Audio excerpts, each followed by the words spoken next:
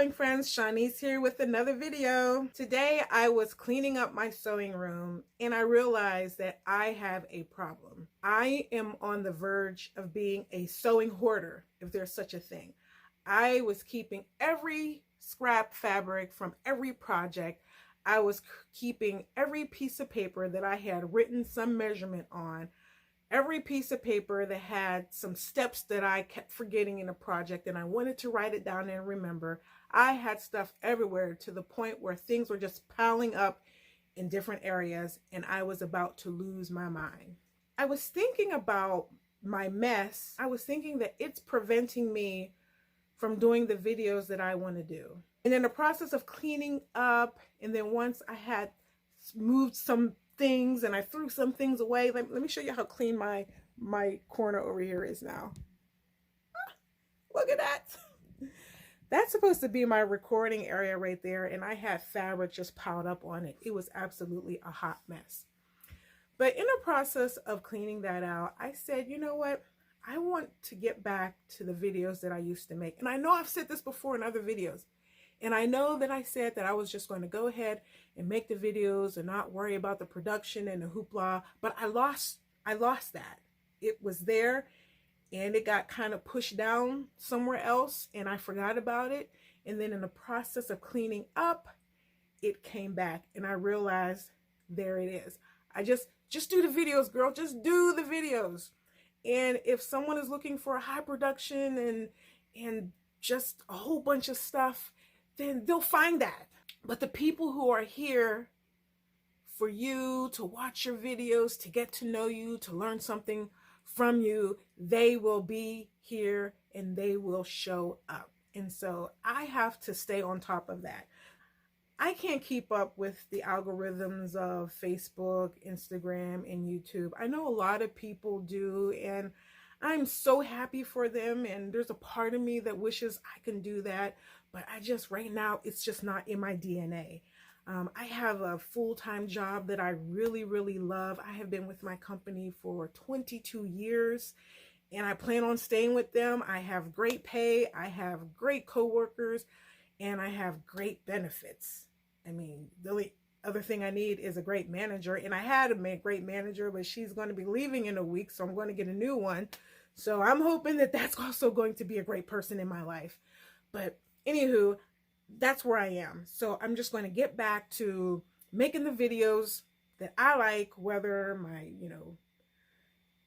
I'm going to make sure that I have some makeup on. I'm going to make sure that my hair is good to go. And that I've got some type of clothes on and a bra. I always got to wear a bra. But anywho, I am here just to make the videos that make me happy. And these are the videos that make me happy, right? Okay. I was out and about shopping. And while out there, I realized I am running out of tissue paper. And I use tissue paper to trace my patterns off. So I picked up some tissue paper and then I realized, you know what? I need to get some more wrapping paper. And then I thought, I go through wrapping paper so fast. At the dollar store, at Family Dollar, when you get the wrapping paper at Walmart, they don't put a lot. They don't put a lot in there. So after a couple projects, I am pretty much out of wrapping paper. And when I get the wrapping paper, I like the ones with the lines. See those grids? I love these. I love the grids. But I needed something else because I have been doing a lot of patterns via PDF. So I download the pattern, I print it off, and I tape it, and I cut it, and I just love doing it. Some people hate PDFs, but I'm like, I love PDFs. Here, paper, tape, cut. It's my thing. I'm such a nerd. So I have a lot of PDF patterns that are piling up, and I have clips. Then I hang them up on my wall over there, and I have all this, these pieces taped together, and then I write on them, and things just get messy. And I want to make changes to it, but I don't want to print off a whole nother pattern, to tape it up, to make the changes, to just keep a final and then a new. So what I did was I went to Home Depot. Woo! And this is what I bought. It was like $15, a little under $15. But this is by Trimaco. I don't know if I'm saying the name right. Trimaco. That's the brand name, Tramaco, or the company. And this is called Builder's Paper. And it's the paper that you would get if you wanted to lay on your floor, if you were going to do some painting and you didn't want to use plastic or the canvas drop cloth. And so I go into Home Depot weekly, just like I go into Joann's. And I've been seeing this and I said, one day I'm going to buy that paper. And I don't know if it's going to be better than the medical paper that they sell, but I can't, I don't feel like waiting to go to the medical supply store or order off of Amazon to get the paper. So I said, I'm going to Home Depot, buying paper. This is 35 inches wide and 200 feet of paper. Look at all of this. Look at that. Paper galore. So I am going to be using this. It's heavy too. To trace off my PDF patterns. I said that in a camera shot.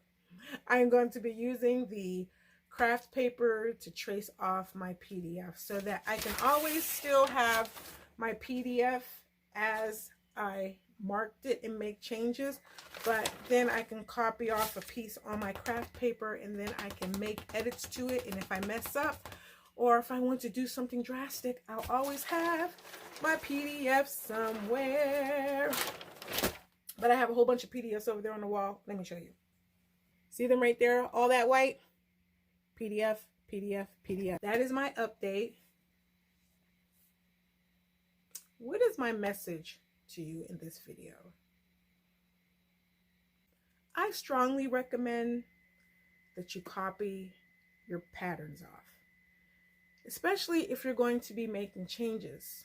You want to make sure that you always have your original, or you're going to have to run to the store and buy it again. And or it could be a pattern that's no longer in print, and if you mess it up, you're not going to have it anymore. It involves a lot of time. It could take a significant amount of time to copy off a pattern. But the geek in me loves working with PDFs. Like, I print off a PDF and I have a stack of papers and I have my paper cutter, I have my scissors, my rotary cutter, and some tape. My husband just bought me four rolls of tape. One's upstairs for the house and then 3 rolls of tape for me because I go through tape like it's nobody's business. But copy off your patterns so that you can keep them. And then if you make changes, sometimes you're going to make changes and they're going to go horribly wrong. I've been there. I still do it now. It's going to go horribly wrong. But if you have your master, you have nothing to worry about. You can always just take that pattern and crumble it up and throw it in away. Now, if it's a pattern that you got for 99 cents because you got it on sale at Joann's, that's fine. But if you're going to be using like a Vogue pattern, these patterns are not cheap. Unless you catch them on sale for $5 or $10. But the patterns are not cheap, and you do not want to ruin your master pattern. I probably shouldn't use the word master pattern. You do not want to ruin your source pattern. That's what I'm going to call them, source pattern. Even if you're not tracing off your patterns, but you're just using the little perforated wheel and some carbon paper to mark your darts or to mark your notches or whatever, these little pricklies, the pricklies on here, it's going to ruin your paper. It's going to weaken your paper eventually. Especially if it's a pattern that you make all the time, you're just going to wear it out and it's going to be no more good. So I recommend tracing off your patterns and taking the source pattern, folding it back up and sticking it in an envelope somewhere and just working off your copy paper. So that's the point of this paper. Copy off your patterns. It's work, but I find joy in it. And if you find joy in it, then you're my kind of person. So this is Shawnee's after another video saying loves. Thanks for watching.